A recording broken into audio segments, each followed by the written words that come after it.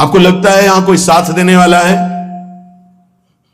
अगर आप भगवत मार्ग के पथिक हैं, अभी आपको लगता है आपका कोई है, तो अभी बहुत बड़ा भ्रम है। पूरा का पूरा परिवार जा रहा है, 1 मिनट में रोड में नष्ट हो गया। काल है, किस समय कहां कैसे, 1 सेकंड का पता नहीं है। कैसे चैन से नींद आ जाती है तुम्हें?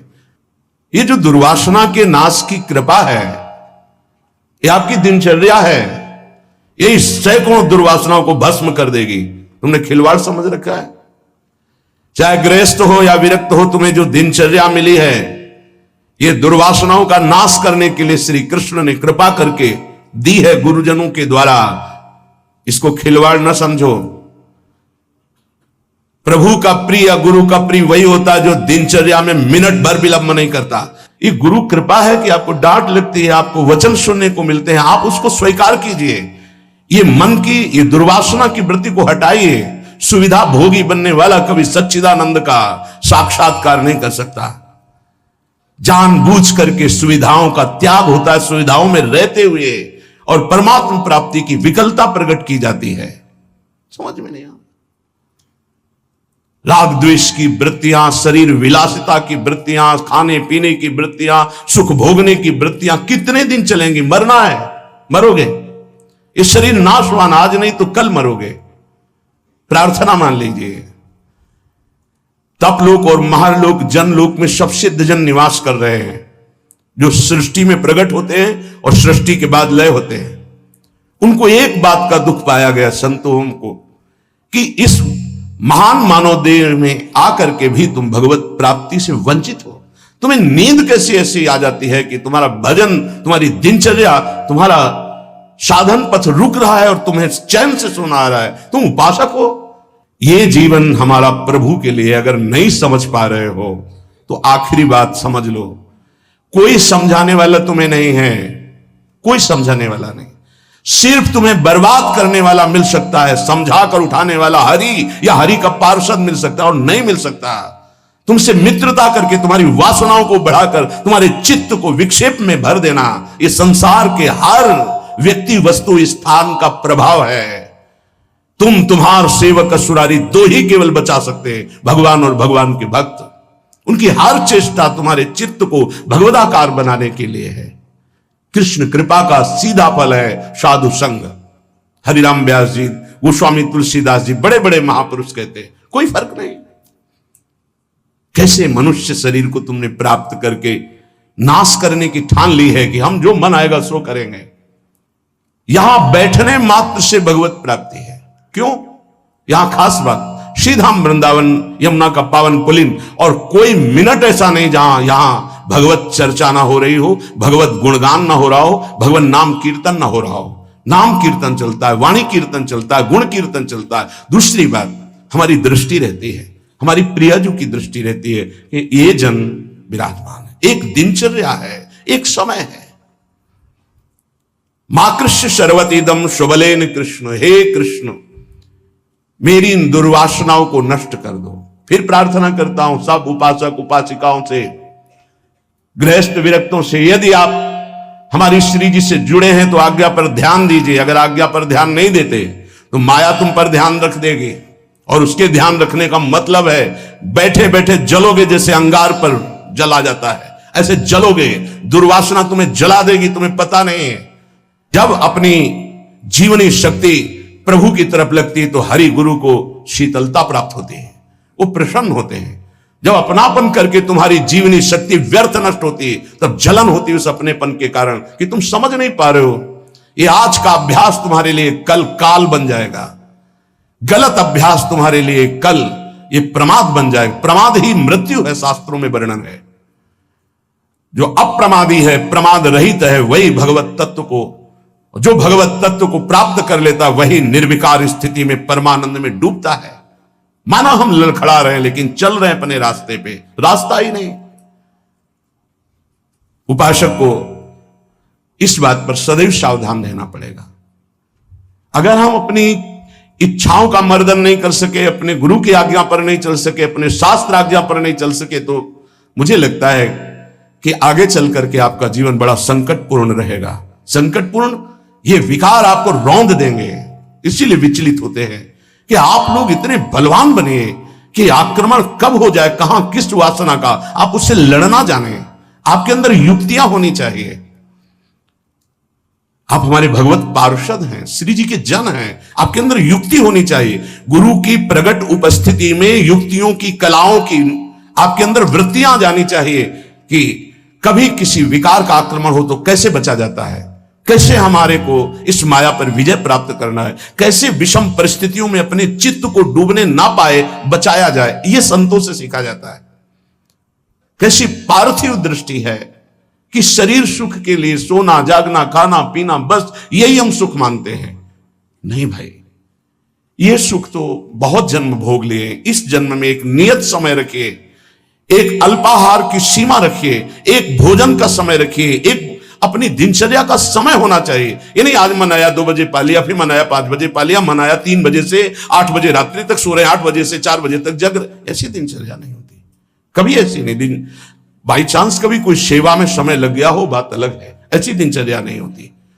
पक्का मानिए, आपका हित इसी में है कि जो दिनचर्या दी जाए उसका पालन कीजिए। हमारा सत्संग तभी लाभ देगा आपको, हमारा एकांतिक वचन तभी लाभ देगा आपको जब हमारी आप आज्ञा पर चलेंगे।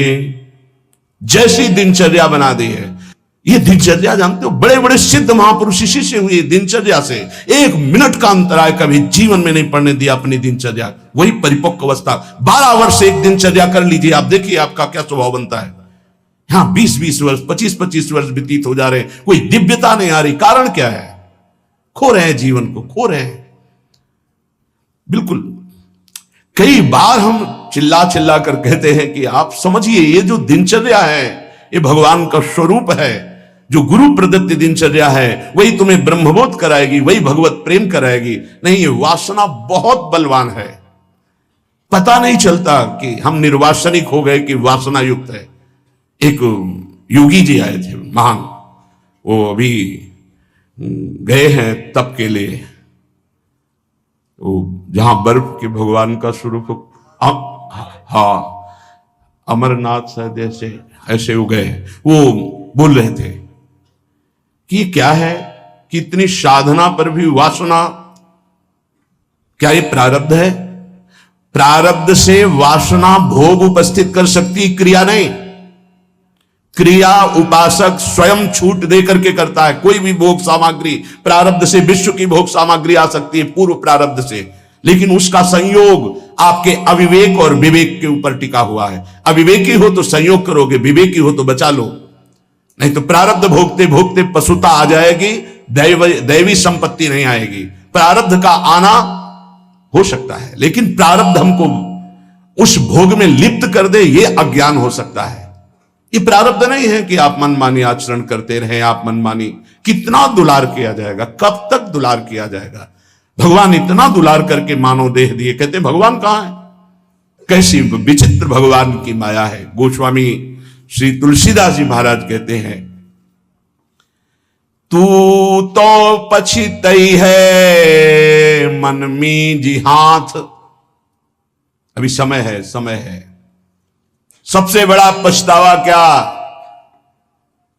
भगवान का साक्षात्कार नहीं हुआ और शरीर छूट रहा है। ऐसे साक्षात्कार होगा?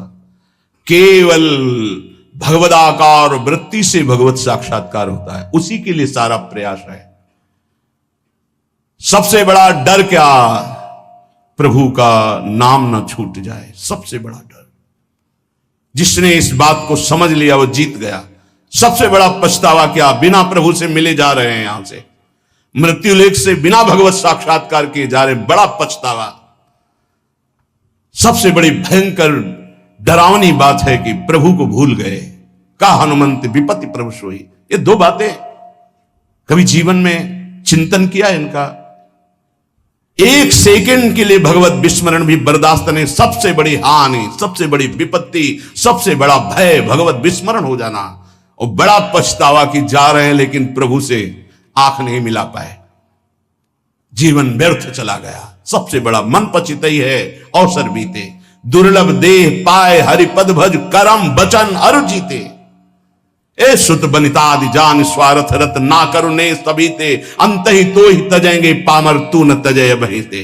जानते भी नहीं हो कि पुत्र कौन बनाए, पुत्री कौन बनाए, पत्नी कौन बनाए, पति कौन बनाए। ये बस 40 50 60 वर्ष का संयोग, इसके बाद कितना है 40 50 60 वर्ष। ब्रह्मलोक में एक सुई लेकर कमल के दल को छेद दो, यहां 1 वर्ष हो गया। अगर 60 बार वहां से छेद दिया तो पूरा जीवन चला गया। कितना समय है। ऐसे ब्रह्मा भी जिससे भयभीत रहते हो, काल चक्र भगवान का है। ऐसे भगवान की प्राप्ति नहीं की तो भटकते रहोगे अनंत योनियों में। तो तू पछितई है मन में जी हाथ, ये प्रक्रिया होती है, पूरा जीवन व्यर्थ चला गया। भयो है सुगम तो को अमर अगम तन, समुझी धोकत खोवत अकाथ। तो तू पछितई है मन में जी हाथ, सुख साधन हरि विमुख वृथा, जैसे श्रम फल घृत हित मथे पाथ।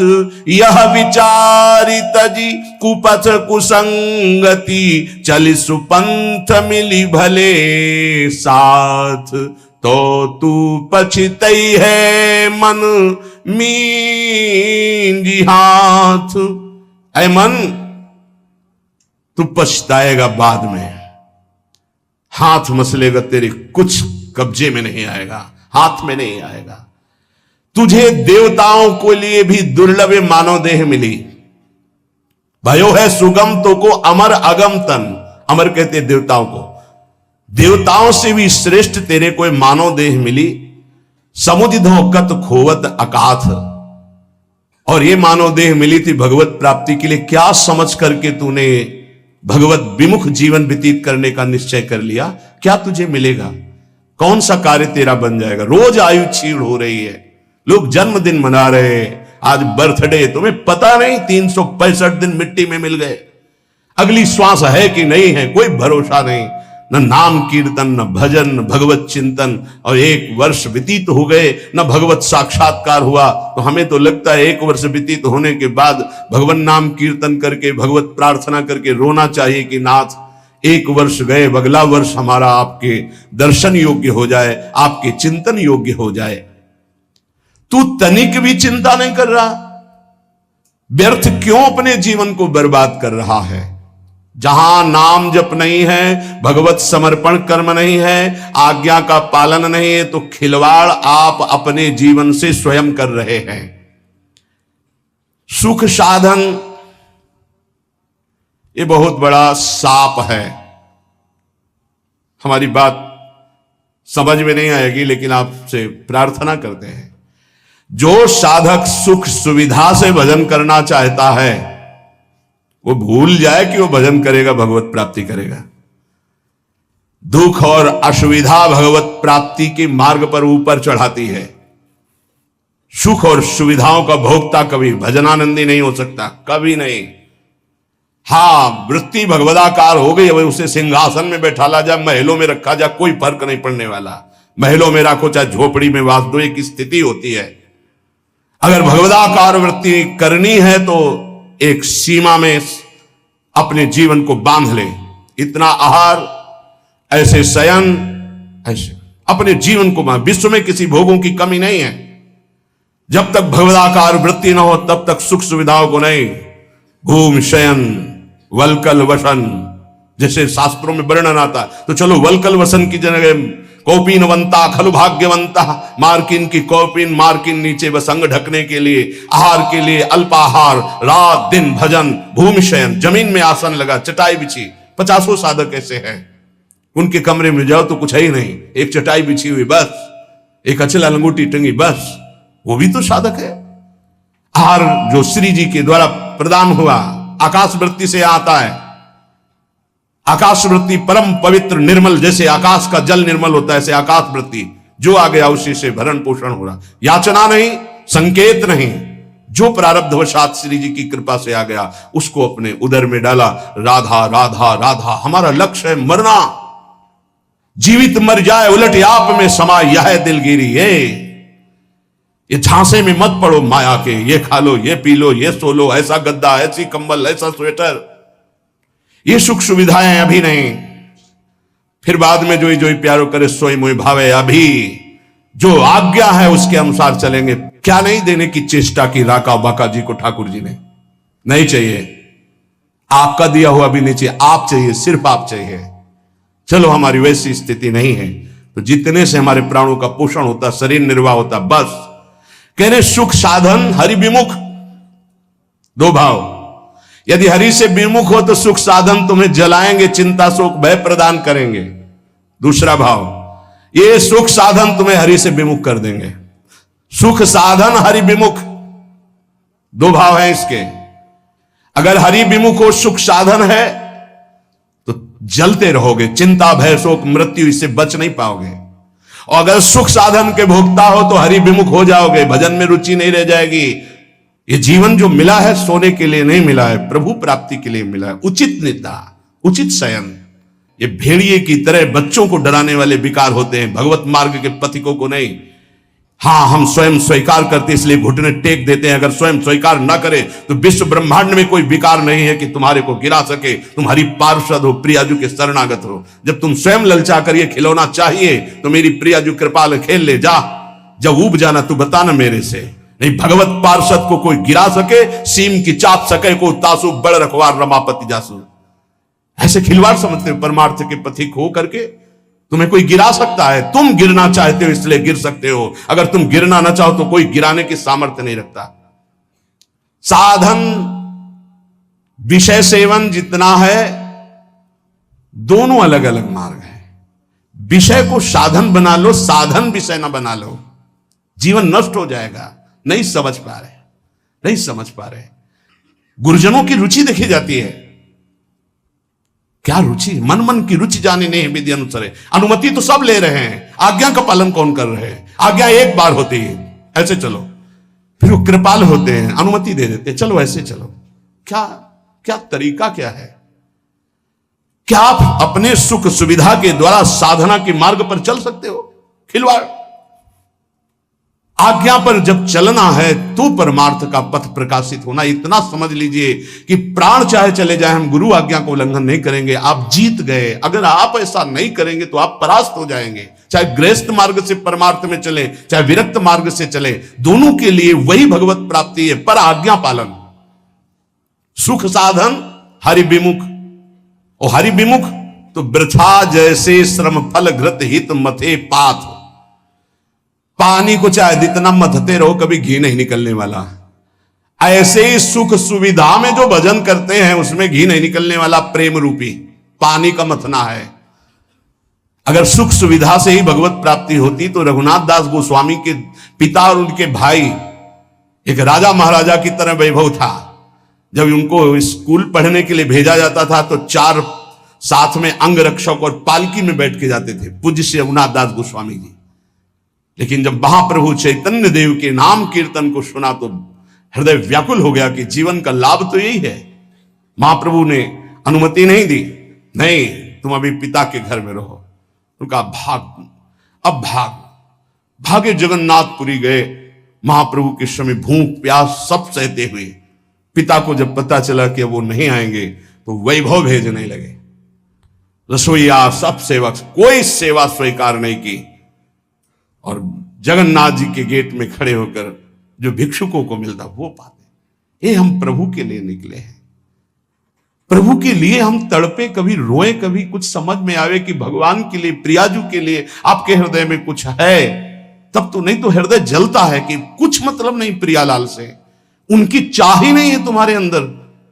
तुम्हें है कि तुम भजन बढ़ जाए, प्रियाजू के लिए रोना बढ़ जाए, प्रभु के लिए प्राण समर्पित हो जाए। ए भाई, ये है जीवन का लाभ, ये है साधन सुख हरि विमुख वृथा जैसे श्रम फल घृत हित मथे पाथ।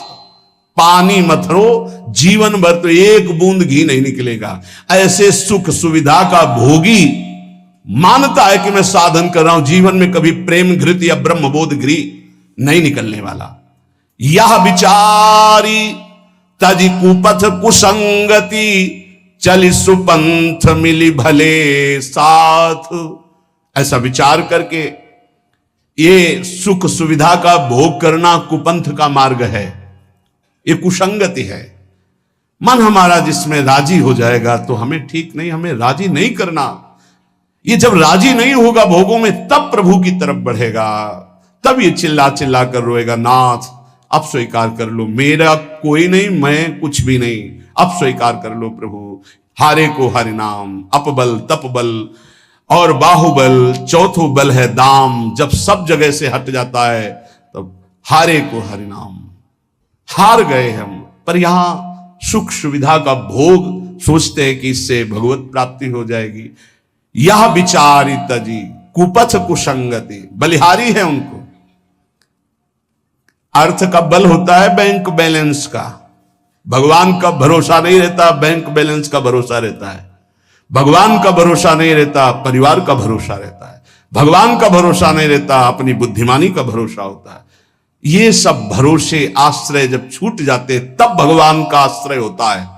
निराश्रित के आश्रय भगवान, असरण के शरणागति प्रदान करने वाले भगवान। इस बात को समझो, शरणागति लाखों ले लिए, असरण एक भी नहीं हुए तो शरणागति का रंग ही नहीं है। जो असरण हुए वो शरणागति के रंग को प्राप्त हुए। सीधा साधा मार्ग है, सूधो चले आपने धर्म, रसकन सो प्रीतम का है, कबहू काल व्रतानि। गृहस्थों तो क्या हुआ, क्या गृहस्थ भगवत प्राप्ति नहीं कर सकते? शिष्य के द्वारा किया हुआ पाप गुरु को भोगना पड़ता है, क्या समझते हो? यदि गुरु की आज्ञा का उल्लंघन करे तो समाज में गुरु को कह देना चाहिए मैंने तुम्हारा त्याग किया, तो बच जाएगा। अगर स्वीकार करता है तो शिष्य के द्वारा किया हुआ अपराध गुरु को भोगना पड़ता है। सो गुरु घोर नरक मा परे। इसीलिए जो सुलझे हुए महापुरुष होते हैं वो कभी शिष्य बुलाने की चेष्टा नहीं करते। कलिकाल है, उनको इससे मतलब नहीं हो। जैसे और पति पत्नी भाई रिश्तेदार नातेदार ऐसे एक संबंध और मान लिया गुरु, उनको ये मतलब नहीं कि मतलब क्या है। अरे कभी विचार करते हो कि तुम जो आचरण करते हो इसका हिसाब गुरुदेव के पास जाएगा, उनको भोगना पड़ेगा। क्या अपराध किया गुरुदेव ने जो तुम उनको दंड देने के लिए उद्यत हो चुके हो?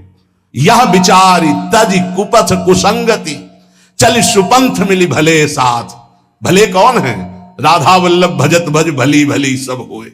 जो राधा वल्लभ प्रिया प्रीतम श्यामा श्याम हरि का भजन करते हैं भले हैं। इन्हीं भले का संग करो। अपने मन का जो कुपंथ में चलाने वाला है, ऐसे व्यक्ति का जो कुपंथ में चलाने वाला है, ऐसा संग त्याग दे। अंदर और बाहर दोनों कुसंग होता है।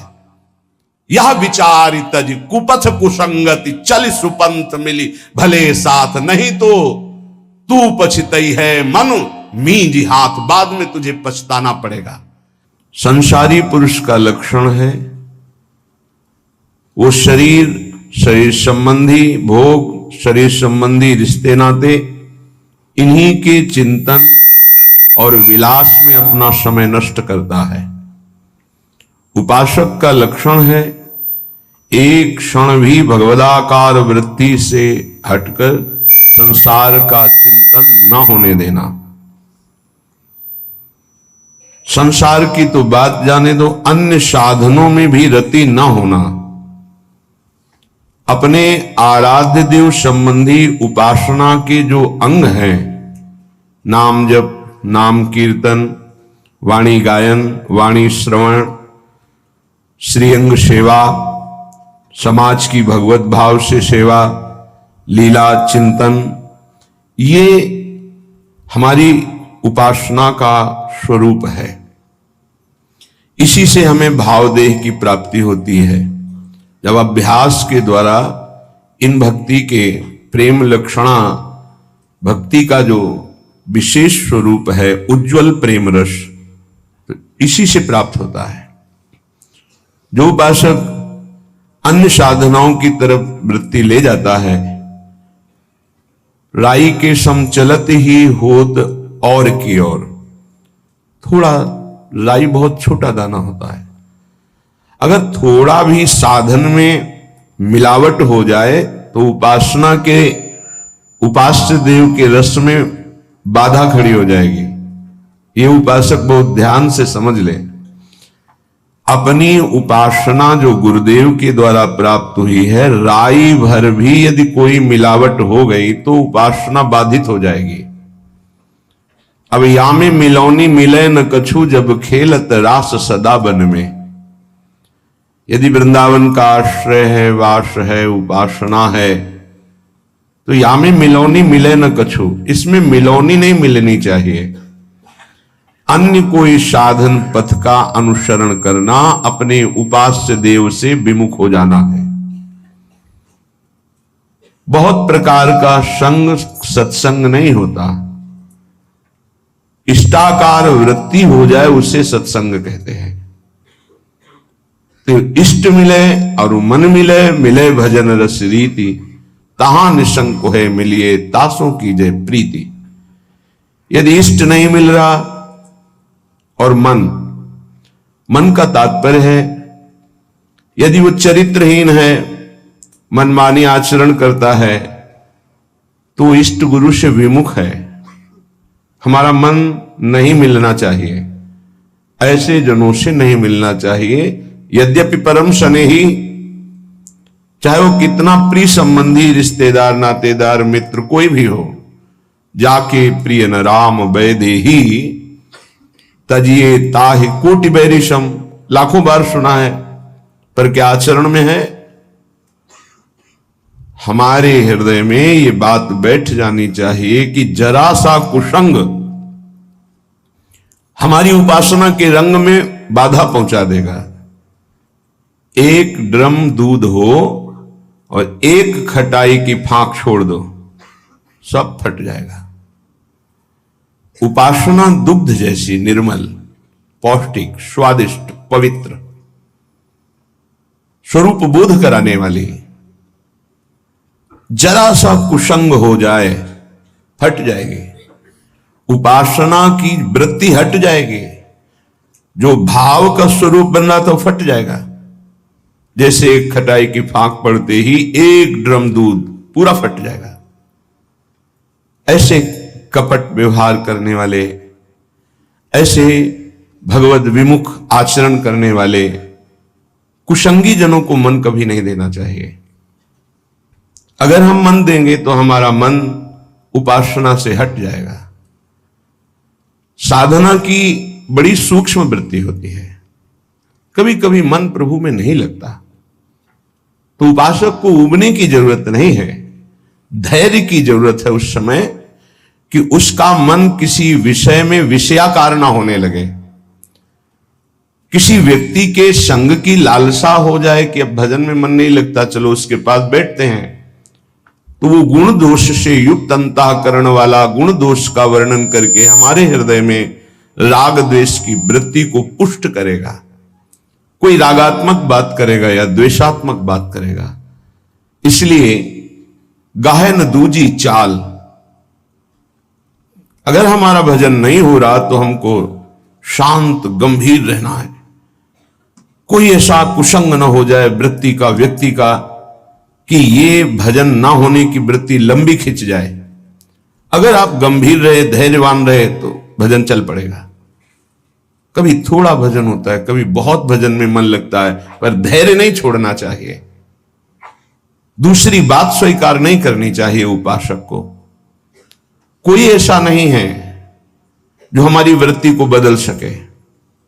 यदि नाम चल रहा है, अगर नाम भी नहीं चल रहा तो हमें धैर्यपूर्वक उस समय, भले सो जाए, एकांत हो जाए, उस समय काट लेना चाहिए। उस समय वृत्ति आई है।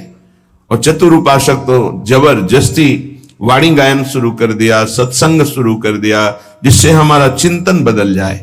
पर कुसंग नहीं, मन नहीं लग रहा तो चलो अमुक व्यक्ति के पास बैठकर प्रपंच करते हैं, बातचीत करते हैं।